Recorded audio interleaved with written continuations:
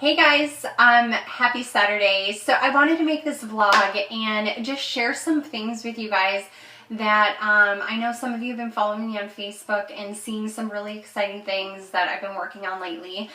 And God has just been abundantly blessing my life, our family's life the last 3 weeks. And I just need to share this because the glory goes all to him, and he needs some major I just need to glorify him for everything that he's been doing in my life lately. And it hasn't, a lot of these things, I've just been waiting for so long, and I'm so happy.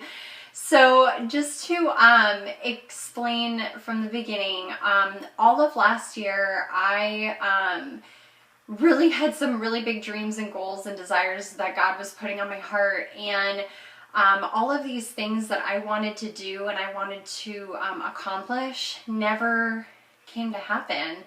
And a lot of it was because I was self-sabotaging myself. And I didn't realize I was doing it at the time.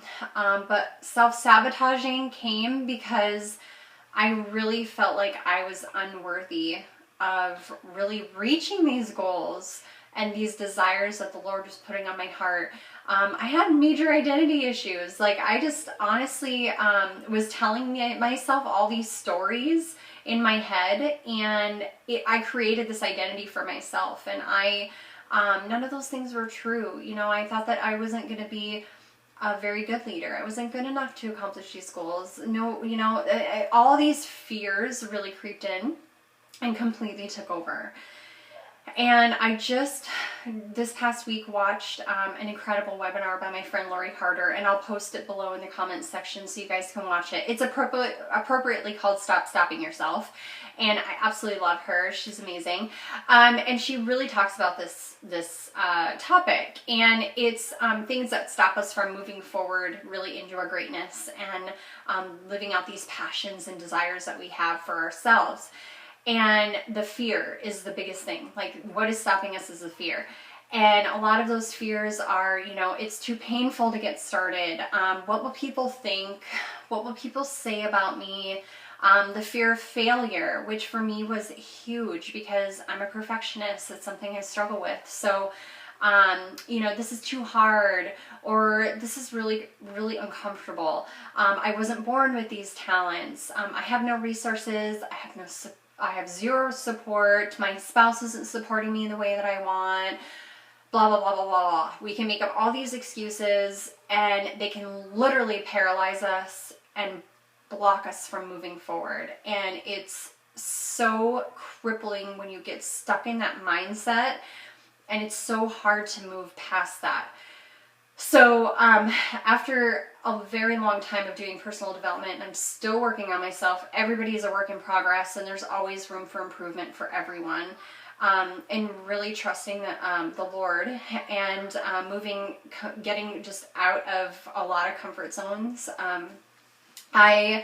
These past 3 weeks, I have been incredibly blessed to finally, one of my big goals, I've gotten it, started to get it accomplished, which is with my yoga. I have been practicing yoga for quite a few years. It's really helped me mentally and physically and spiritually. I use that time to worship the Lord and just really, it's just, there's so many health benefits to it. I don't want to get started, but so that's something that I've really wanted to bring into women's ministry, like doing a ministry through that. And so it's finally happening after a year of trying to move forward with that. Next month I am starting to teach, or not teach, but facilitate a group. This is my very first one, and facilitate a group of women that are going to be joining me. There's 15 women. So excited. It's been received so well. So this is just the beginning. And so we're all just going to grow together.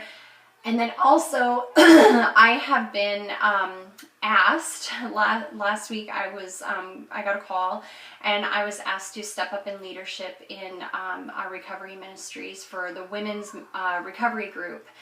And right away, I could not believe I was being asked to do that. I was so honored. And just so blessed and grateful to have the people in my life and those leaders in my life that see that in me, that I don't quite see myself there yet, but they see that in me and they're pushing me out of my comfort zone, and they really want me to do this. And I prayed about it, and today I gave an answer and I'm accepting the position. So I will be leading, a women's recovery group at our church, which is, my gosh, just saying it, I'm just so excited and I'm scared.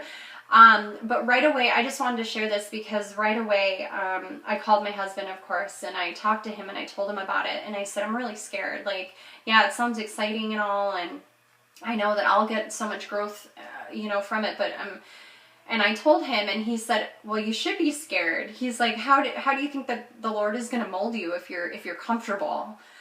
And I just, I was like, you're right. So, and I really felt like I'd be disobedient to the Lord calling me to do this, if I said no. And I just didn't want that on my shoulders. I didn't want that to feel that way. So I've had a few confirmations and just messages lately that I have been getting. So this morning I had the blessing of watching the founding pastor of our church. His wife spoke at a women's breakfast that we had this morning. And she said something right before she ended, and it just hit me like a ton of bricks. And she said, what will our disobedience cause us to miss? And when she said that, I just it was just like, boom, like your decision that you made is the right one. Because God He instills these visions and these passions in each one of our hearts for a reason, because we have something to offer other people. But we have to believe in ourselves enough to move past that fear of doubt and really follow and be obedient into Him and what He's instilling in us. So I've had a few very close friends reach out to me recently, and one of them I was almost in tears as I was reading this, because she wrote me, and what she said was, I want to coach people like you coach people. I want to reach people the way that you reach people.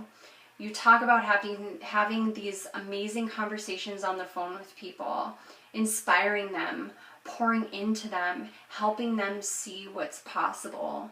And I want to do that too. And I think sometimes we don't even realize we don't realize how much we're impacting people until we get these confirmations. And so my message through this is to please don't give up on these visions and these goals that you have for yourself. Be obedient to what the Lord is instilling into you. And I know it's scary, and I know those negative voices are so loud, but please don't give up on those things, because we are doing such a disservice to not only ourselves, but to the other people that can bless. So I hope this just hits somebody and it helps them move past that barrier and break through that.